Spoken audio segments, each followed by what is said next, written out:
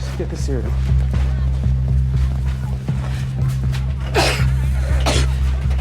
Jory, don't touch anything. Help me.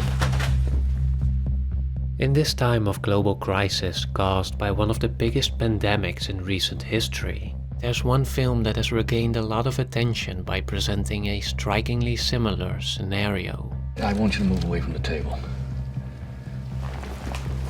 Should I call someone? Call everyone.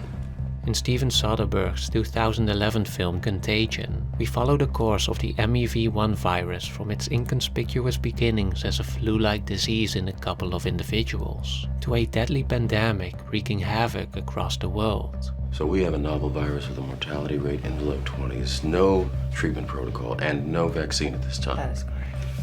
While of course not being a totally accurate representation of the current real-world situation, the film's realistic portrayal of a viral outbreak in a globalized society does give us some insights into the beginning, progression, and consequences of this painfully relevant phenomenon.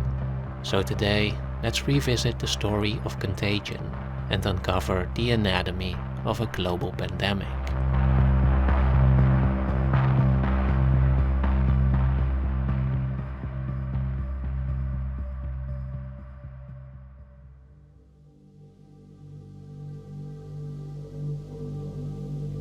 Somewhere in the world, the wrong pig met up with the wrong bat. Having made the jump from animals to humans, a virus like MEV-1 can quickly infect multiple people through direct contact, droplets in the air, and contact with contaminated surfaces and objects. The average person touches their face 2,000 or 3,000 times a day. In between, we're touching doorknobs, water fountains, elevator buttons, and each other. Here we immediately see how one of the most dangerous traits of a virus is its invisibility, which allows it to spread rapidly before anyone even knows it's happening. Hey, running? Oh, Beth, hey. Sir, you have to go. Can you give me 2 milligrams of Ativan, please?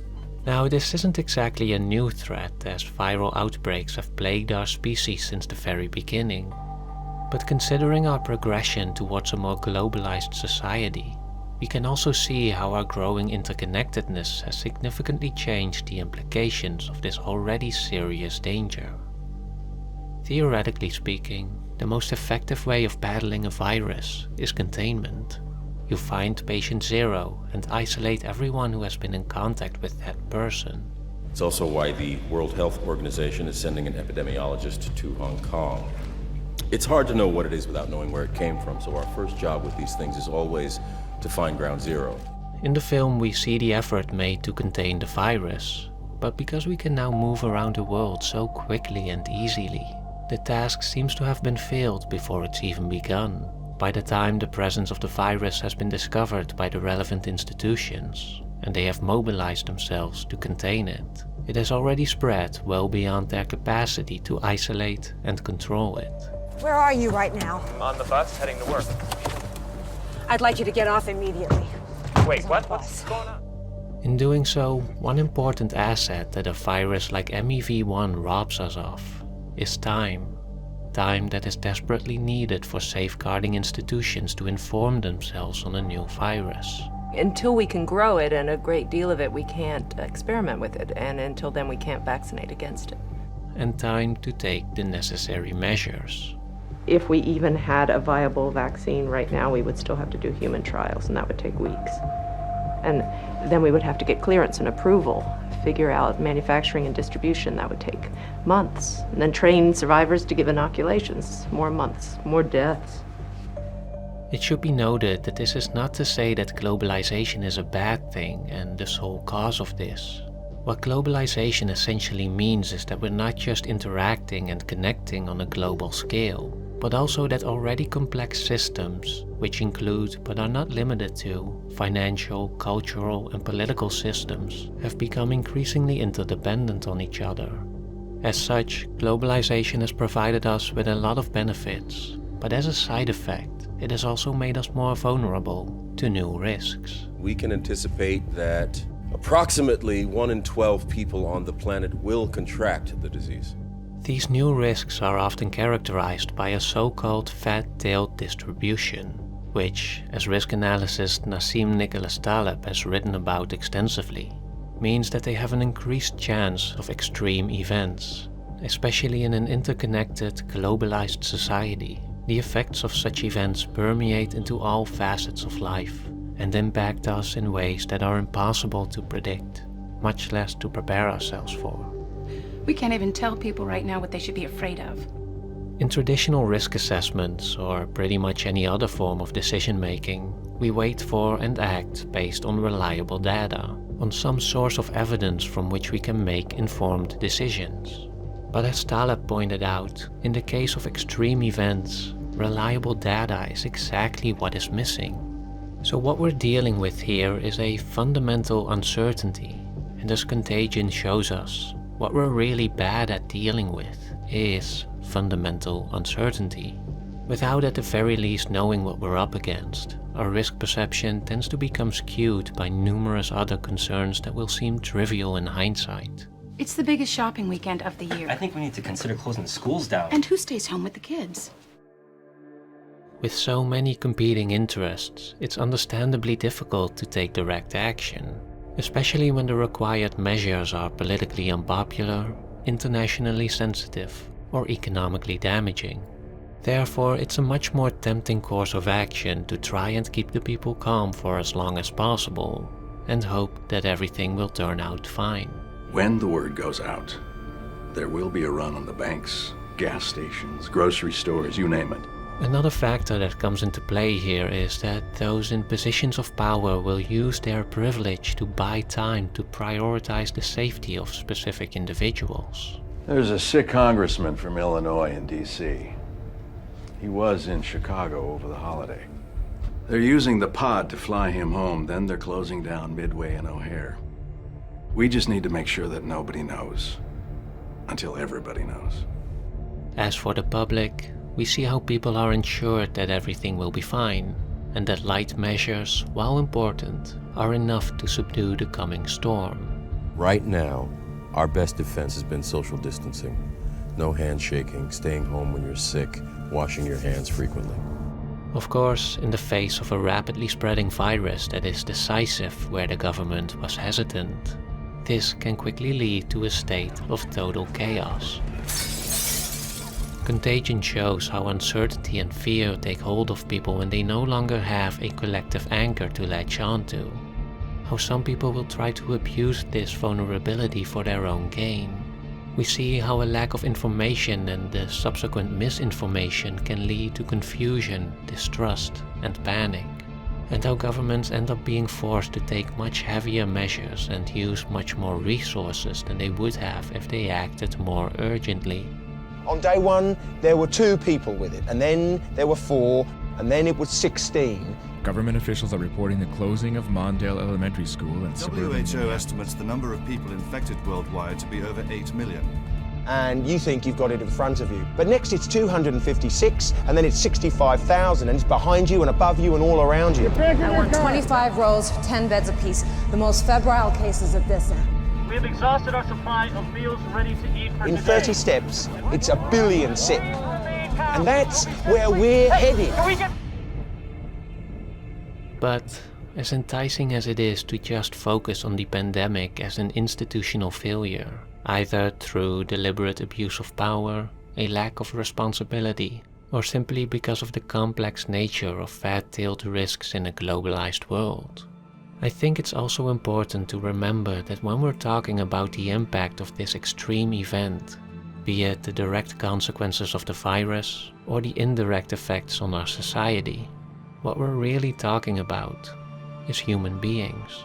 I got people too, Dr. Cheever. We all do. By zooming in on a multitude of individual stories, Contagion, more than anything, shows us the humanity of a global pandemic. It shows how the institutions that so often seem formal and impersonal, that seem to have failed us, are also just made up of people, most of whom are struggling to know and do what is right. Who too are scared. Dr. Cheever, I think I'm sick. Who too are flawed and can act selfishly. I want you to get in your car, and I want you to drive down here to Atlanta right now. You hear me, Aubrey? It shows how experts struggle not because they are incompetent, but because they too are facing an unprecedented event for which they have to figure out what protocols need to be enforced and which have to be broken. He grew it in a BSL-3. Allie, what the hell is he doing working with it in a BSL-3? Ignoring me. All the while navigating a variety of political games, bureaucratic constraints, and other outside interests. It shows how people accept misinformation not because they are ignorant or unintelligent, but because they are desperate and frightened and yearn for some sense of security in uncertain times. It shows how people can turn to violence not because they are vicious or greedy, but because they feel they have no other choice to protect those they care about. And, perhaps above all, it reminds us that every fatality is not just a number added to the total count of a statistic. It's the loss of a human life. It's a family in grief. And that a prolonged quarantine isn't just a strategic course of action. It's also a loss of time that's never given back. Sorry, Andrew, I can't let you in. We lose spring. We lose summer. We just not gonna take any chances. We lose another 144 days that don't happen again.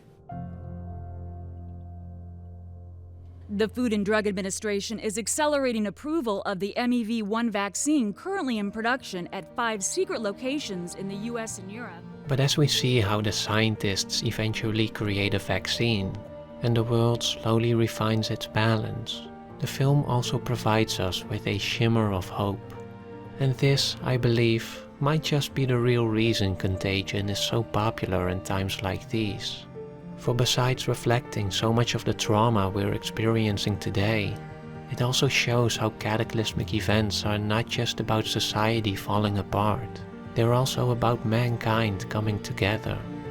For while a global pandemic reveals the fragility of modern society and the structural flaws in our system, it also reveals the resilience of the human spirit. You're here because you stayed in your practice treating sick people after everyone else went home. You took that chance. You took that chance every day. It shows that when things ultimately return to normal, and they will, it's not because the virus has just run its course. It will be because of those individuals who, through hard work and sacrifice, stood bravely against not only the danger of a deadly virus, but also against the dangers of fear, uncertainty, and chaos, who faced an uphill, unfair battle and fought it anyways, driven only by the faith that their effort will not be in vain, who did their best under circumstances in which no one can really know what the right course of action is. It's in these acts of selflessness, perseverance, and solidarity to each other, whether they be in a grand effort to save humanity, or in the small acts to simply maintain it, that we find a source of strength stronger than any threat that seeks to defy it.